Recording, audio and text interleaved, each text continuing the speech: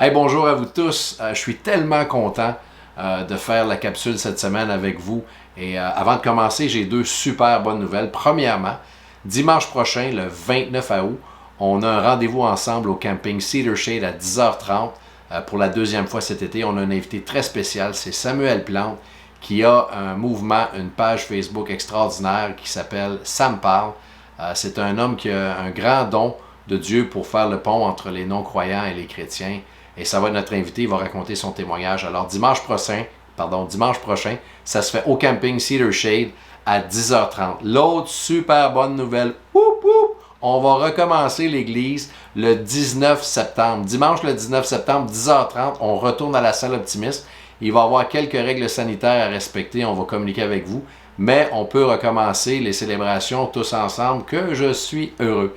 Alors, c'est les deux bonnes nouvelles que j'ai pour vous. Et sans plus tarder, j'aimerais qu'on plonge ensemble dans le message que le Seigneur a mis sur mon cœur. Il y a quelques jours passés, on a pris quelques jours de congé en vacances, mon épouse et moi. Et on est allé à un endroit magnifique qui s'appelle Niagara-on-the-Lake. Niagara-on-the-Lake, c'est une destination agro-touristique extraordinaire avec toutes sortes de fermes, beaucoup de vignobles, beaucoup de vergers, etc. Et on est allé se reposer. Vous savez, quand on part en vacances, mon épouse et moi, on va tout le temps prier le Seigneur pour dire « Parle-nous pendant nos vacances, montre-nous à quel point tu es grand, on veut apprendre à te connaître encore plus, puis mets des gens sur notre chemin. » Alors, on a toujours un temps vraiment, vraiment spécial lorsqu'on part en vacances.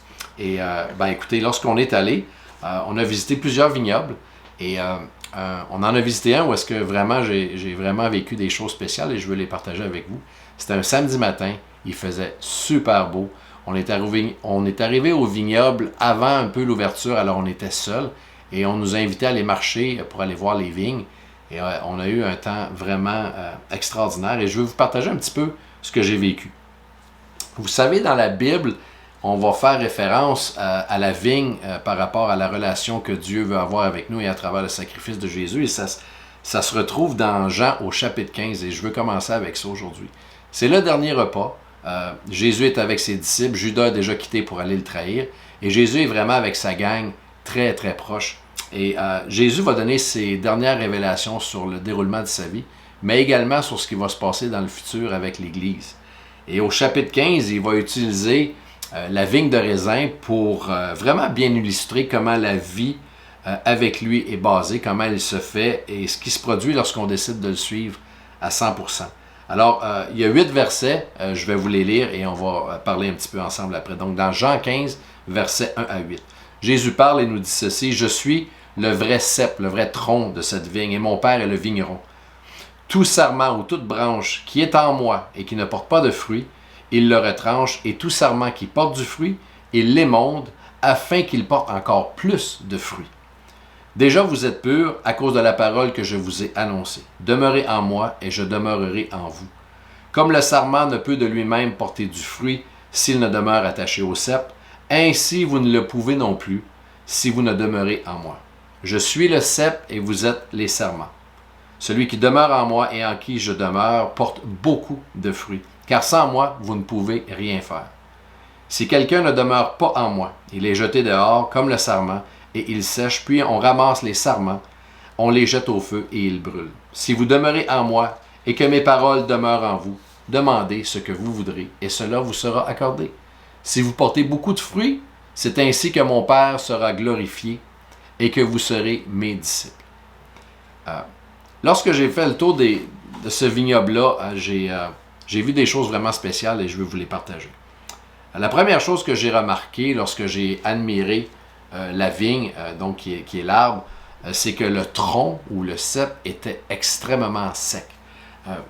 Je pense pas que j'ai vu un tronc d'arbre aussi sec que ça. J'aurais pu mettre une allumette et je crois que la vigne aurait pris en feu très rapidement. Alors, on dirait même que ce tronc-là avait un aspect d'un arbre qui était mort, qui attendait juste pour tomber. Et même le sol dans lequel ce tronc-là était installé pour pousser, le sol était très sec, c'était très rocailleux, il y avait beaucoup de sable.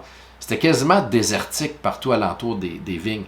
Et malgré un tronc très sec, malgré une terre très sèche, il y a un fruit extraordinaire qui pousse.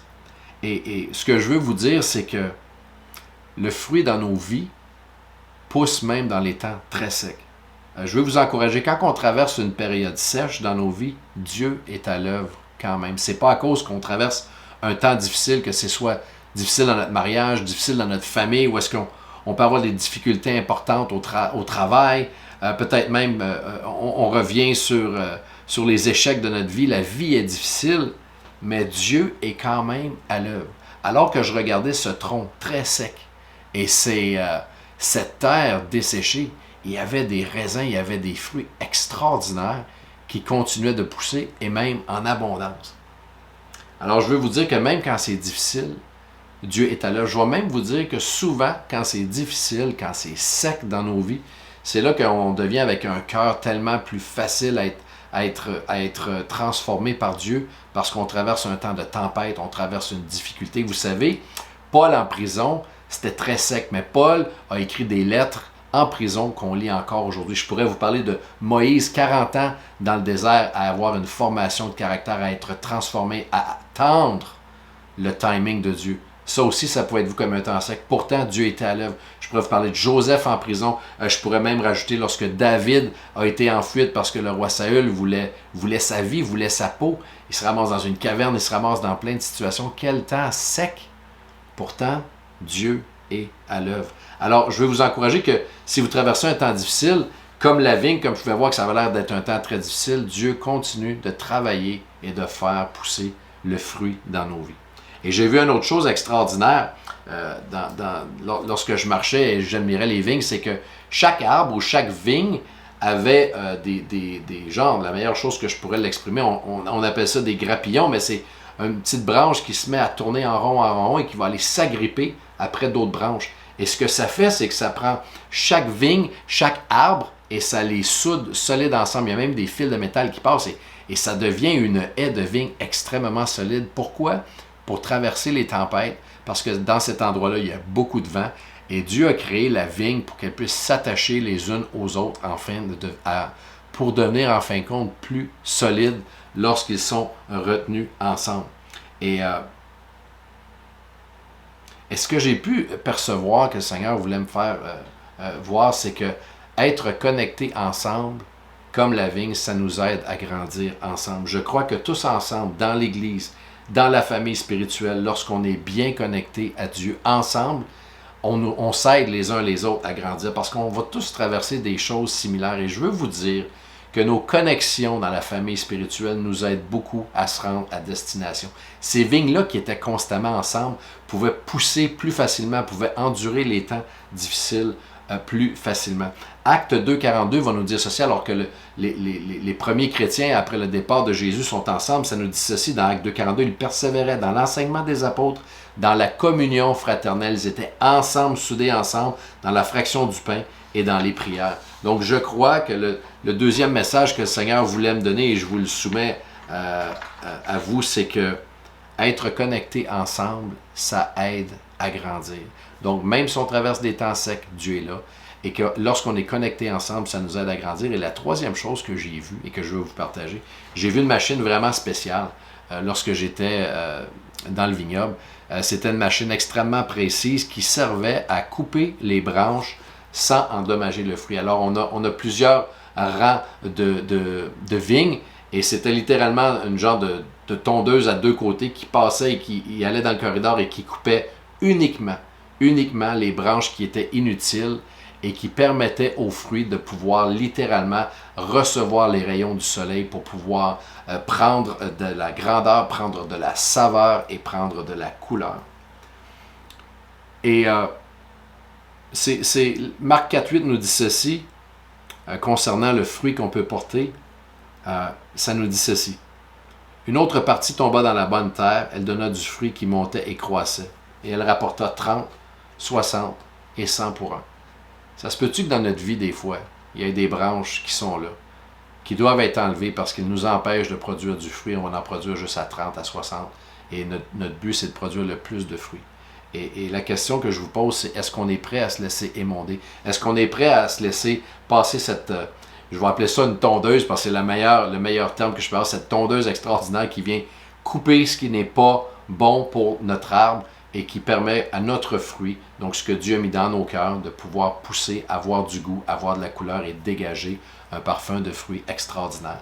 Et quand j'ai vu cette tondeuse-là, c'est vraiment ça que j'ai ressenti. On a peut-être des branches d'amertume, on a peut-être des branches de non-pardon, de honte, on a peut-être des branches vraiment de trahison qu'on a laissé pousser et qu'on n'a pas laissé le Seigneur couper. Et ces branches-là, je crois que la seule chose que Dieu veut faire, il veut les couper pour qu'il puisse, lui, qui est la lumière du monde, qu'il puisse briller de plus en plus dans nos cœurs. Et la machine parfaite, c'est vraiment la sanctification. Lorsque le Seigneur nous montre, moi j'ai eu des temps où est-ce que je devais laisser le Seigneur m'émonder dans plein de domaines de ma vie, et j'en ai encore aujourd'hui. Mais ce qui est beau de voir, c'est que lorsque l'émondage se fait, on dirait qu'on prend une saveur, qu'on dégage quelque chose d'encore plus, je dirais, qui ressemble encore plus à Jésus. Et je veux vous montrer, en terminant, ce que ça donne de persévérer, même quand c'est sec dans notre vie, d'être connectés ensemble dans une famille spirituelle et de prendre la décision de laisser Dieu nous transformer. Notre fruit, donc je pourrais l'appeler notre raisin dans le cas des vignes, notre fruit selon Galates 6, 22, attire les gens.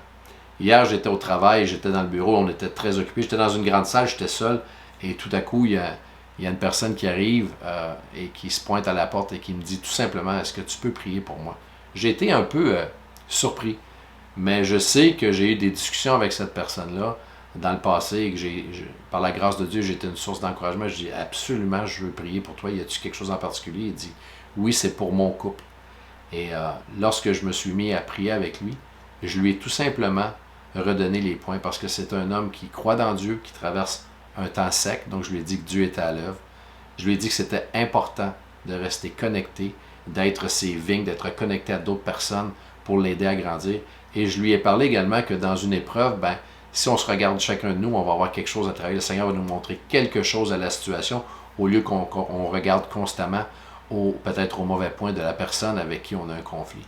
Et ça l'a grandement aidé. Et je bénis le Seigneur pour ça parce qu'à travers un voyage dans une vigne, Dieu est capable d'utiliser ça pour nous permettre d'aider et de prier pour d'autres gens. Et c'est ma prière qu'on puisse rester connecté à Dieu, qu'on puisse traverser des temps secs, mais voir que Dieu est toujours à l'œuvre et de rester connectés ensemble. Alors, c'est les trois choses. J'en ai trois autres. J'espère que je vais avoir la chance de le partager. Mais c'est ce que j'avais à cœur de partager avec vous. Alors, soyons des gens qui vont porter un fruit, qui vont attirer les gens par le parfum qu'on dégage. Le parfum de notre vigne va attirer les gens. Alors, je vous aime très fort. Que Dieu vous garde. Bye bye.